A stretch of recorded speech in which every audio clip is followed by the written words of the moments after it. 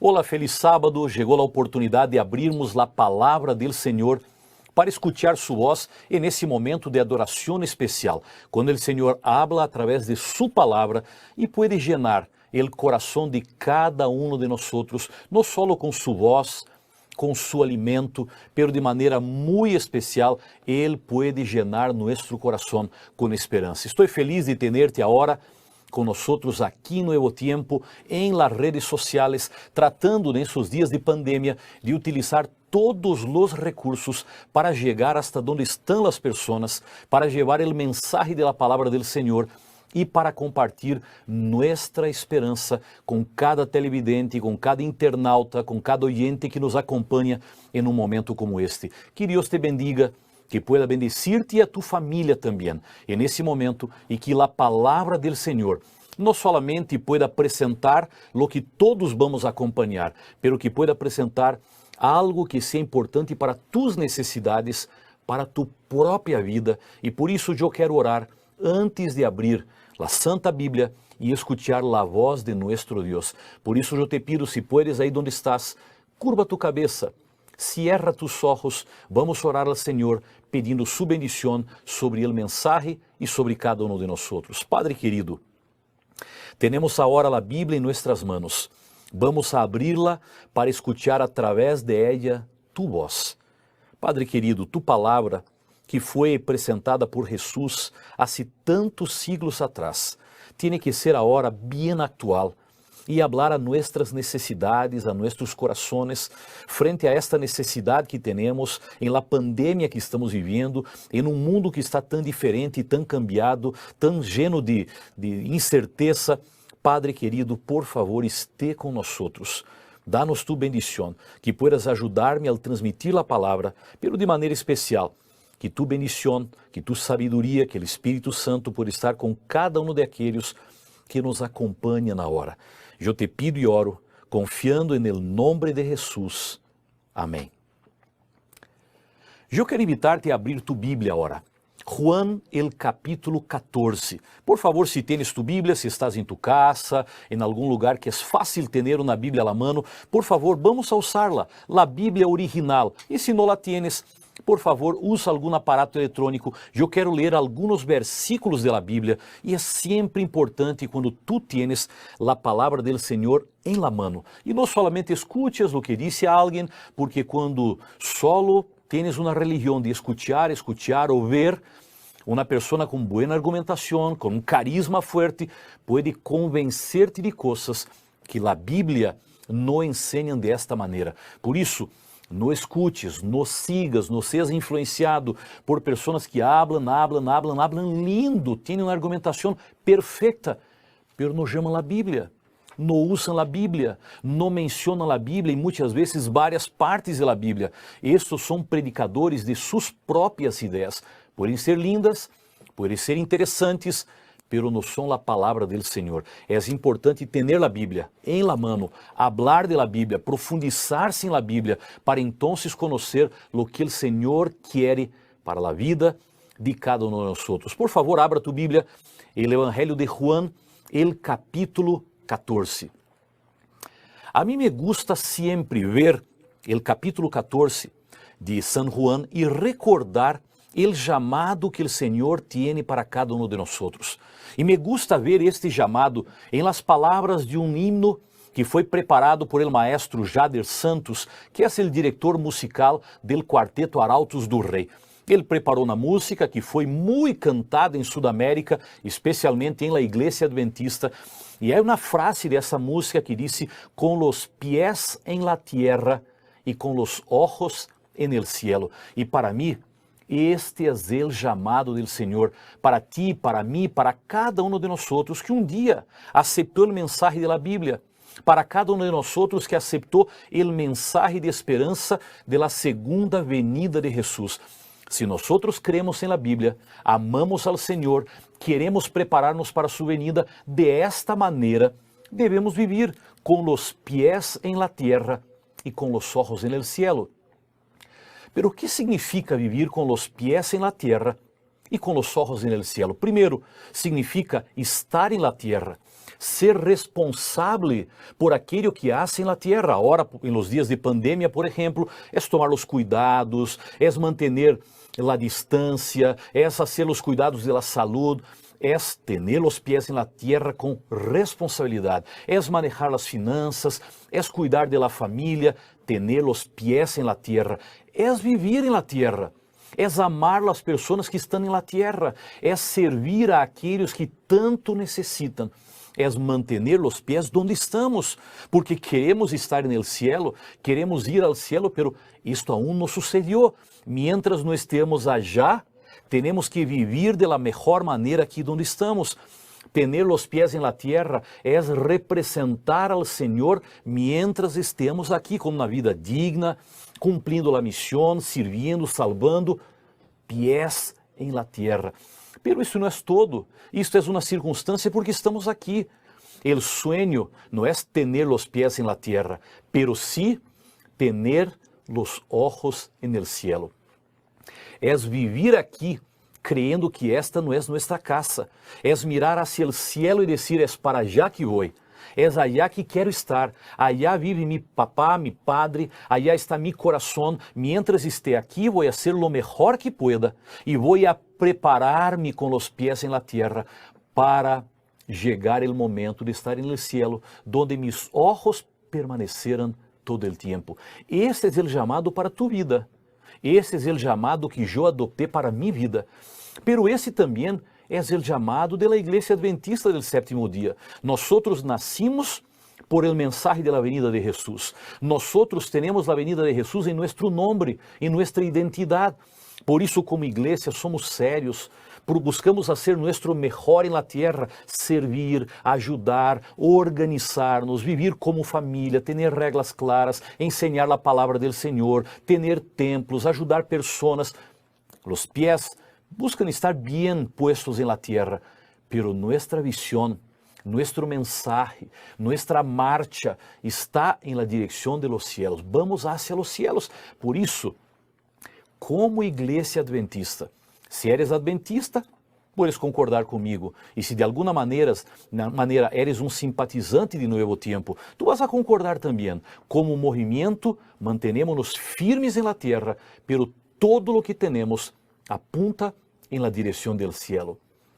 E é por isso que agora, quando abrimos a palavra del Senhor, eu quero no fortalecer tus pés em la tierra. Isto poderia ser para um outro mensagem.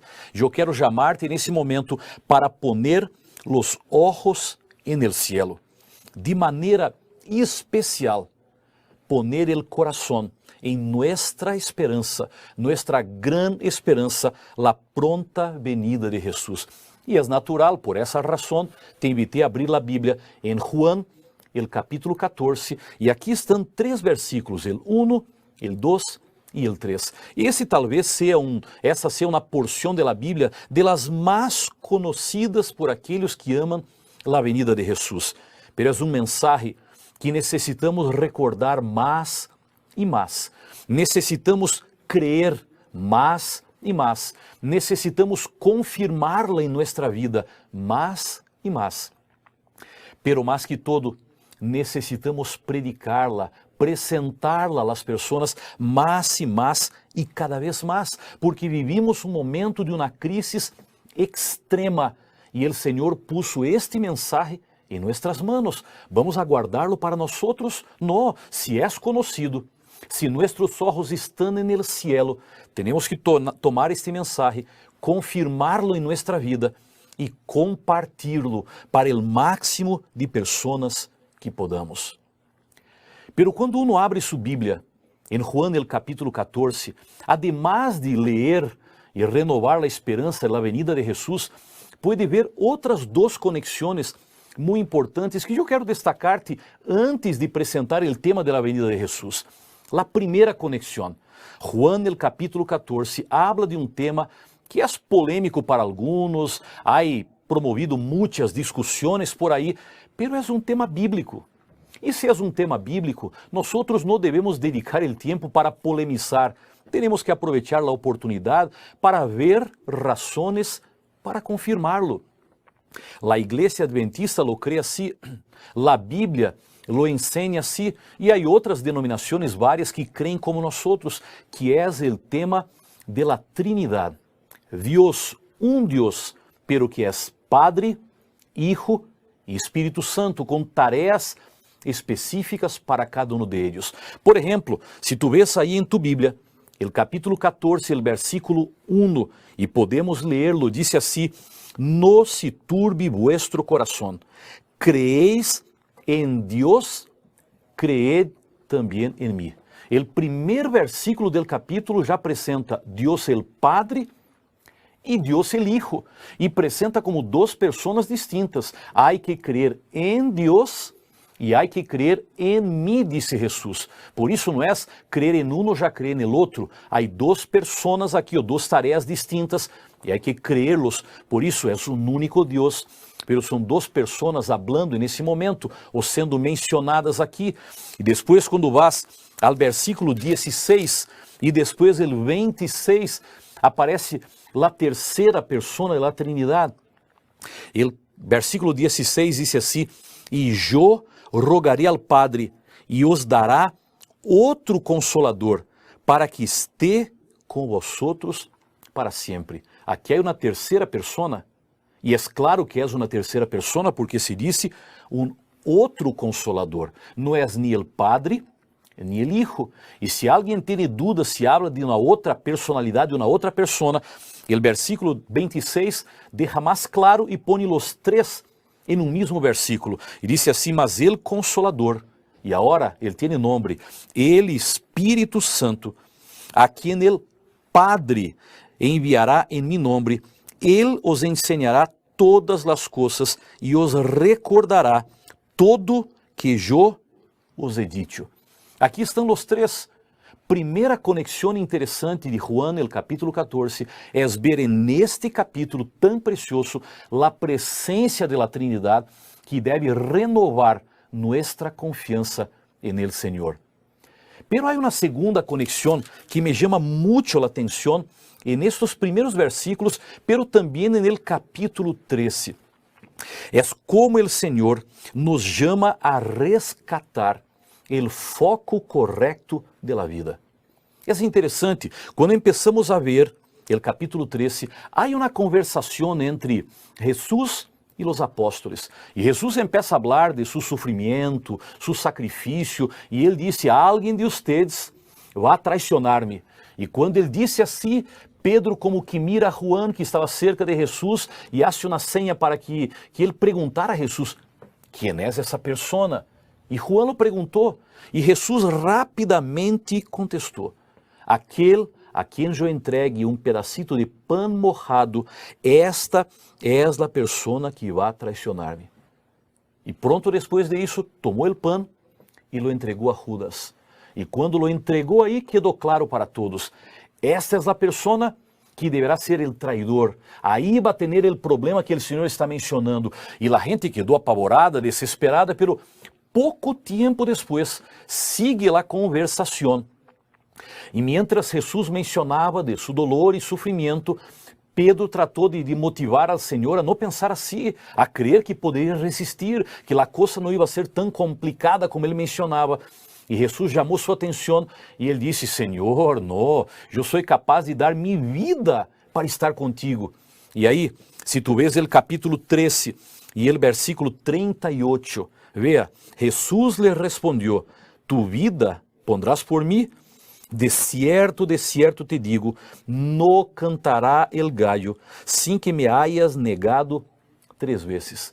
Em outras palavras, Judas vai traicionar-me, pero Pedro, tu vas a negar-me.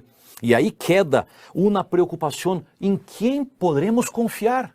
Se vamos a confiar em Judas, que era um homem preparado, ele vai traicionar a Jesus. Se miramos hacia Pedro, um líder natural e forte, ele vai negar a Jesus. A pergunta é: em quem podemos confiar?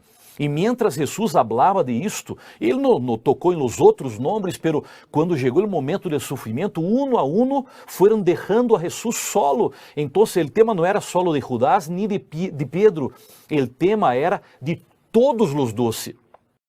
Pero sabe o que me chama a atenção? Quando vejo essa história, a maneira como Jesus trata a los pecadores. Estava falando com hombres complicados, hombres que iam abandonar-lhe. Uno iba a traicionar-lhe, uma situação complicada, ele poderia chamar-lhes a atenção, chamar o pecado por el nombre, tratar de discipliná-los.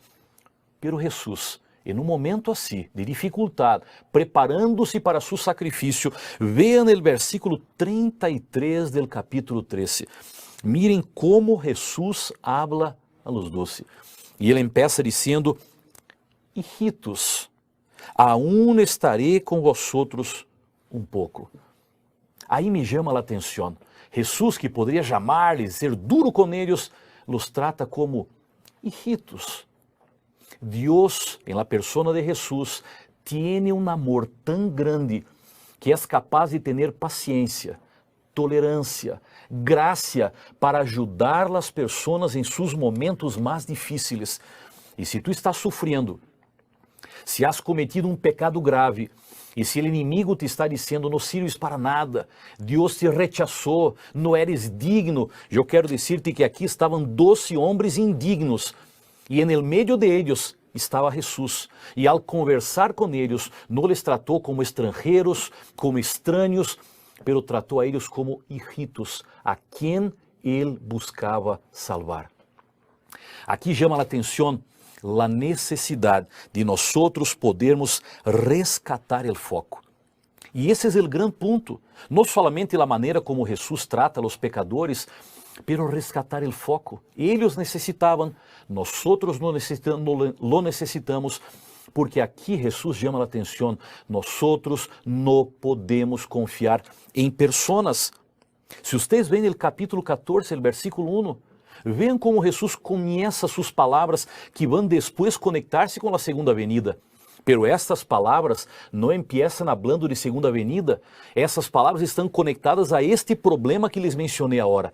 E quando Jesus empieza a falar as palavras, ele traz o foco principal outra vez. E ele disse assim: não se turbe vuestro coração, não se pode confiar em nadie. Todos têm problemas, vão abandonar-me, um vai traicionar, outro vai negar, e tudo isso. Não se pode confiar em nadie, pero não se turbe vuestro coração. E aí ele disse: creéis em Deus, creed também em mim. O foco claro do Senhor que temos que rescatar é: não podemos confiar em pessoas. Nossa confiança verdadeira está em Deus, está em Jesus, está em el Senhor. Esse era um chamado para os 12, pero esse também é um chamado para cada um de nós. Nós temos que rescatar nosso foco cada dia. Nós não dependemos de confiar em pessoas.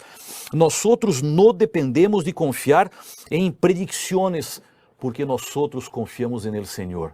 O mundo agora cambiou, há um novo normal, nunca mais vamos a saludar-nos com a mano, e há tantas predicções, há tantas pessoas que atraem nossa confiança, depois como que nos defraudam, nos desanimam, perdemos a confiança em elas, e o Senhor nos disse: por favor, rescatem o foco, pongan a confiança em el Senhor, dejen os tempos, dejen as pessoas, confiem en el Senhor. E é por isso que a igreja adventista usa muito a palavra esperança. Somos o pueblo de la esperança, e sabem por quê? Porque esperança é uma palavra que nos conecta ao Senhor. Nós não temos esperança em coisas, nem teremos esperança em pessoas, nem teremos esperança em fechas, em materiais, em edifícios. Nossa esperança, lá que predicamos, lá que esperamos, está no Senhor. E esta palavra é como que um chamado para poner sempre o foco no ponto correto. George Knight é um historiador, é um doutor, é um pastor, é um maestro adventista que já está jubilado. E alguns meses atrás eu escutava uma ponência dele. E aí, no meio da ponência, ele disse uma frase que talvez nem ele tenha dado tanta atenção, pero eu la escrevi porque me chamou a atenção. Ele dizia assim: como pessoas e como líderes, temos muitos problemas, pero como igreja, ele mencionava a igreja adventista do sétimo dia, como igreja, só temos um problema, sabem qual é? Jesus aún não regressou, Jesus aún não volvió. E é assim, se nosso foco está no lugar correto, nós outros não estamos mirando os problemas que temos aqui com o dinheiro, com a saúde, estamos cuidando, sim, somos responsáveis, temos os pés na terra, pero nosso foco não está aí. Não está no dinheiro, não está na saúde, não está nas propriedades, não está em tantas coisas onde as pessoas estão ponendo seu foco. Nosso foco está em la esperança de la venida de Jesus. Temos como pessoas e como líderes vários temas para buscar uma solução. Pero como cuerpo del Senhor, se o foco é correto, o único problema é que Jesus aún não volvió, porque quando Ele venga, todos os outros problemas tendrão uma solução. Por isso, o chamado do Senhor, ao começar o capítulo 14, é para ponermos o foco em Ele, porque só vamos querer esperá-lo se o foco está em Ele. Só vamos amar sua venida se o foco está em Ele. Por isso, o capítulo empieza rescatando o foco de los 12 e, naturalmente, tiene que rescatar nosso foco também. E é por isso que nesse momento eu quero invitar-te comigo a renovar este foco e esta esperança. A venida de Jesus tem que estar outra vez no centro de nossas prioridades. Solo se o Senhor está no centro, se a venida de Jesus está no foco, nós vamos encontrar as forças e a motivação necessária para vencer o medo, para vencer a ansiedade e seguir adelante, não importa a realidade que esse mundo vai viver. E é por isso que eu quero ler contigo agora. Juan, el capítulo 14, outra vez o versículo 1, depois o versículo 2 e o versículo 3, e aí sacar 3 lecciones bem importantes, 3 mensagens claras que esses versículos nos deixam, que têm que ver com a venida de Jesus e que nós outros poderíamos recordá-los agora. Vamos a ler então capítulo 14, versículos 1, 2 e 3. No se turbe vuestro corazón. Creéis en Dios, creed también en mí. En la casa de mi Padre muchas moradas hay. Si así no fuera, yo os lo hubiera dicho. Voy pues a preparar lugar para vosotros.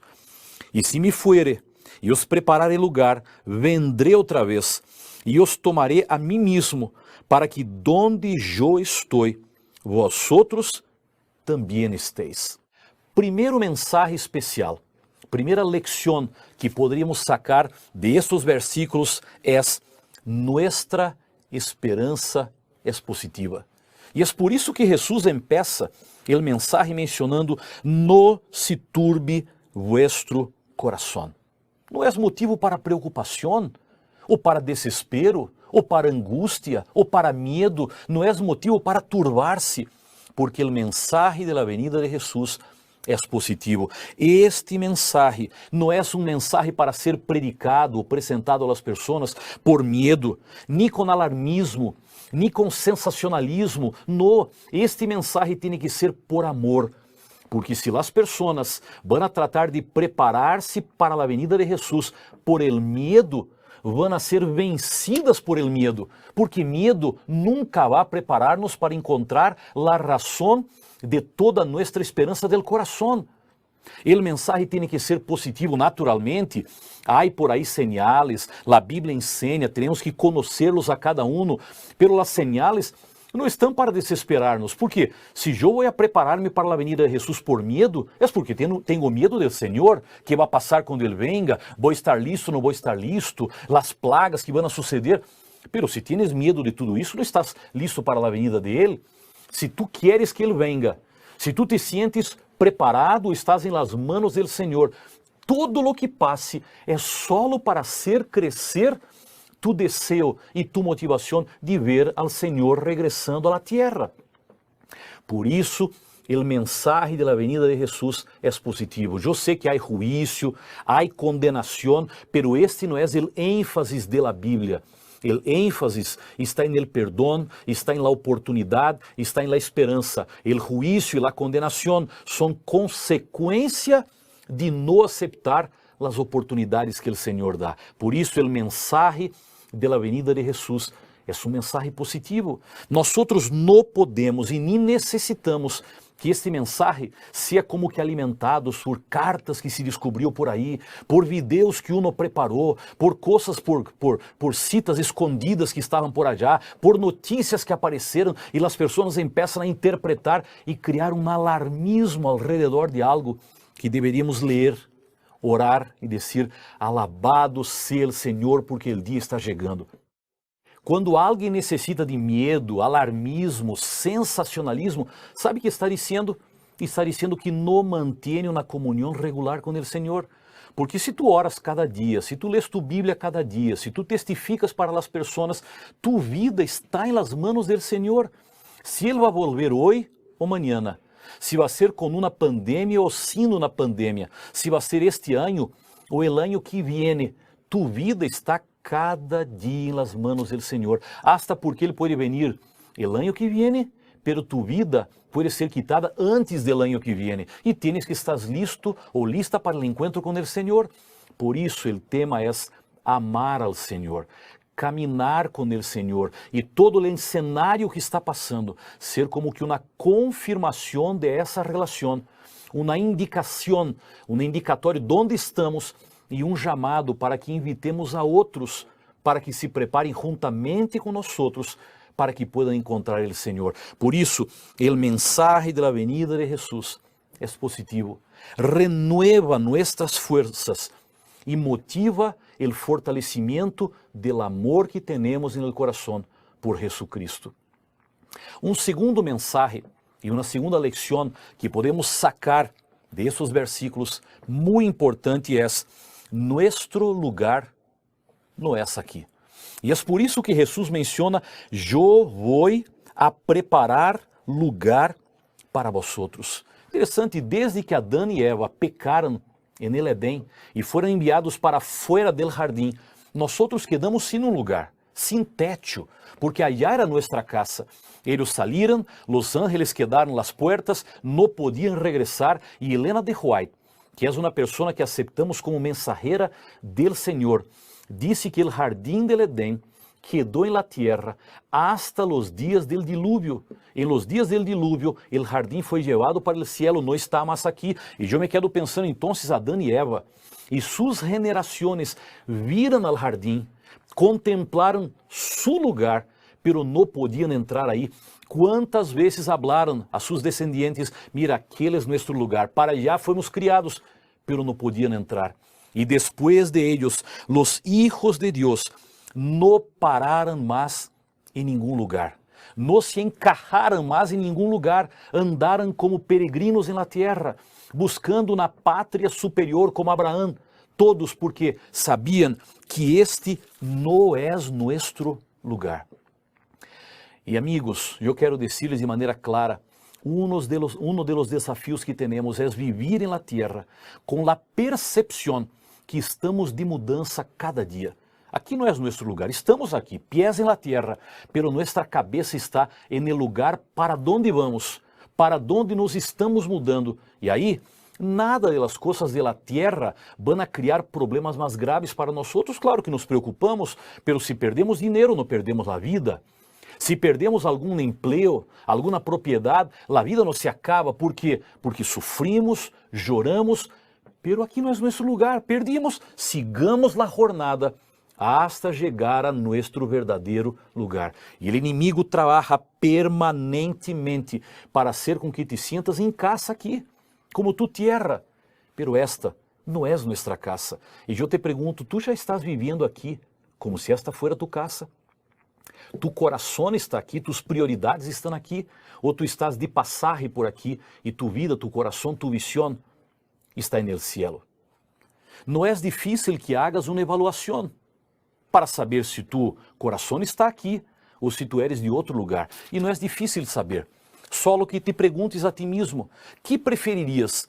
Preferirias ter um lugar onde tens uma linda casa, 3 carros en el garaje, 2 pessoas trabalhando para ti e dinheiro em tu conta de banco para viver sem necessitar trabalhar hasta o final de tu vida? Preferirias esse lugar? Eu me imagino que os olhos de alguns já estão brilhando, não?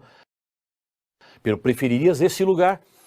Ou preferias um outro lugar, onde nunca mais vas a chorar, donde nunca mais vai haver pandemia, sofrimento, enfermidade, dolor, muerte ou separação. Um lugar donde vamos a ser perfectos em nosso corpo, em nossa mente, em nossa vida espiritual, donde a família será perfeita, donde nunca mais tendremos noite e donde Jesus vai viver com nós para sempre. Qual de los dois lugares preferirás?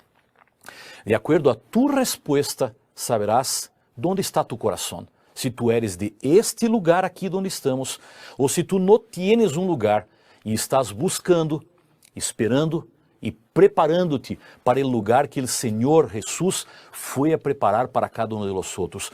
Vou dizer-lhes uma coisa: nada de este lugar onde estamos está cerca, sequer cerca, de lo que podemos imaginar, do lugar que o Senhor nos está preparando. Por isso, ponga tu coração não nesse lugar, mas no lugar que o Senhor tem para ti, que é tu verdadeiro lugar. E o último mensagem que temos de esses versículos é um daqueles que me impressiona e nos chama a atenção. El cielo é um lugar para muitos. E é por isso que Jesus menciona muitas moradas hay. O cielo não é lugar para poucas pessoas, para um grupito de santos, não santos em el conceito bíblico, pero santos em el conceito popular. O cielo não é um lugar para um grupito de radicales, um lugar onde casi nadie poderá chegar. Não. A Bíblia diz que vai haver uma grande multitud en el cielo. Eu sei que é uma multitud de todos os tempos, pero o Senhor quer dizer: eu preparei o cielo para todos mis hijos. É um lugar onde quero receber a todos. O sueño del Senhor é que nadie quede fora del cielo. E por isso Ele o preparou para todos. O cielo é um lugar para muitos, porque o cielo é tão grande como é o próprio coração de Deus. Nuestro desafio é no cerrar a puerta del cielo por um radicalismo religioso que não é bíblico. É no perder o caminho del cielo por um liberalismo religioso que não é bíblico. Pero nuestro chamado é abrir as puertas del cielo por el cumprimento de la misión. Nós não podemos cerrar essa puerta por um radicalismo que tem regras e reglas e reglas, tão pesado, tão difícil, um radicalismo de martírio, donde as pessoas que lo têm, nem eles vão chegar ao cielo. Predicam um mensagem de um cielo que é impossível porque não há graça, só há obras e sofrimento e um peso elevado. Este não é o cielo del Senhor. Não cerremos a puerta del cielo de esta maneira. Claro que há que cumprir as orientações del Senhor, pero com graça, com amor e com bondade. Não vamos perder o caminho del cielo com uma religião que pode todo, uma religião onde eliges o que queres e o que não queres, donde em verdade tu não estás seguindo a Jesus, tu estás seguindo a ti mesmo, porque estás fazendo o que te gusta, o que queres, com o nome de uma religião. Este não conhece o caminho del cielo e não vai chegar allá. Nosso chamado é para llenar el cielo, abrindo a puerta com el cumprimento de la misión. E eu paro para pensar nestes dias de pandemia, que linda oportunidade temos para llenar el cielo. Primeiro, porque nós outros podemos preparar-nos de maneira aún mais intensa para esse momento. Uma pandemia mostra nossas debilidades e nos leva para mais cerca do Senhor, para orarmos mais, para dependermos mais dele, e isso prepara aún mais nosso caminho para chegar allá. Uma pandemia nos hace evaluar a vida para saber se estamos no caminho correto, para viver de acordo à vontade do Senhor, nos prepara para chegar allá, porque o Senhor conta com nós para llenar o cielo, pero Ele também conta com nós para invitar a mais pessoas para chegar ao cielo. E estes dias de pandemia também nos ajudam para isso. Os corações estão mais abertos, as pessoas aceitam mais.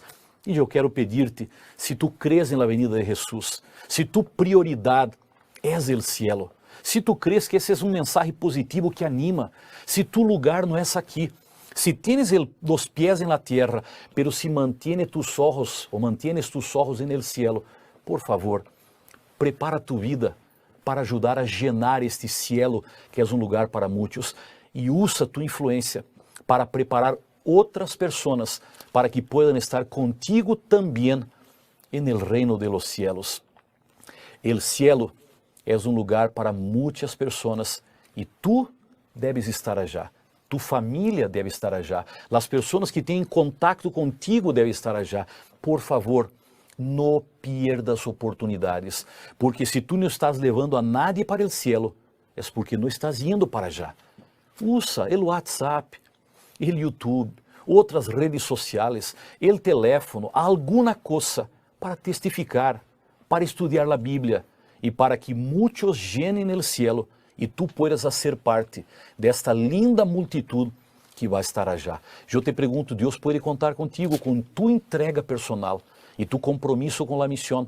Eu quero orar por ti agora, pedindo que Deus te bendiga e te prepare para ser parte dessa multitud que vai heredar nossa esperança e pronto estará no reino de los cielos. Curva tu cabeça, vamos orar. Padre querido, te agradecemos por essa linda oportunidade de abrir tu palavra, de recordar nossa esperança e de confirmar que o cielo tem mensagem positivo. Ele é nosso lugar e muitos estarão aí. Prepara-nos e usa-nos para preparar a outros para a venida de Jesus e para a eternidade. Oramos e já lo agradecemos em el nombre de Jesus. Amém.